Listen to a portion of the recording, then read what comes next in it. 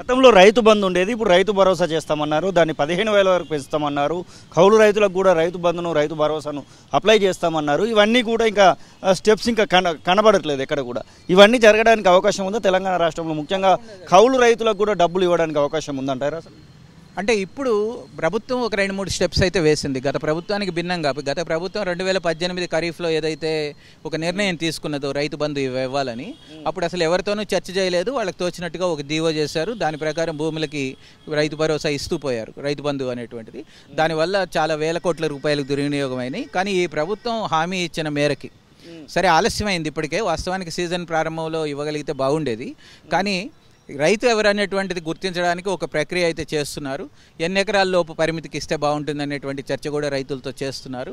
ఇప్పటికే 4 జిల్లాలలో, ఉమ్మడి జిల్లాలలో వాళ్ళు అభిప్రాయ సేకరణ చేశారు. మేము కూడా రైతు సంఘాలంగా తుమ్మల నాగేశ్వరరావు గారితో కలిసి మా అభిప్రాయాలన్నింటినీ చెప్పాము.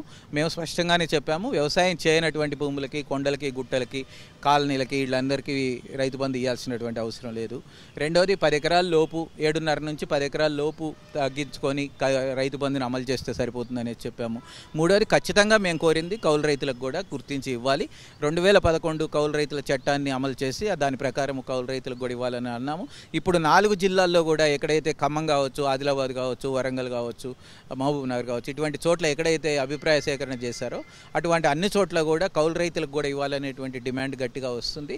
ఈ ప్రభుత్వం ఆ మేరకు పట్టించుకుంటుంది, కౌలు రైతులకు కూడా ఇవ్వడానికి ప్రయత్నం చేస్తుంది అనేటువంటిది మేము విశ్వసిస్తున్నాము.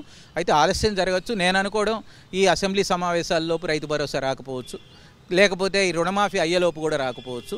ఎందుకంటే ఈ రుణమాఫీని మొదటి ప్రాధాన్యతగా వాళ్ళు ఆగస్టు 15 పెట్టుకున్నారు. ఈ ఆగస్టు 15 అయ్యేలోపు ఈ చర్చలన్నీ పూర్తి చేసి అప్పుడు రైతుల్ని ఎంపిక చేసి ఆగస్టు 15కి సెప్టెంబర్ 1కి మధ్యలో రైతు భరోసా పడేటువంటి అవకాశం ఉందని మేము భావిస్తున్నాం. అసలైన తొలి వెలుగు. ఫాలో వాట్సాప్ @తొలి వెలుగు official.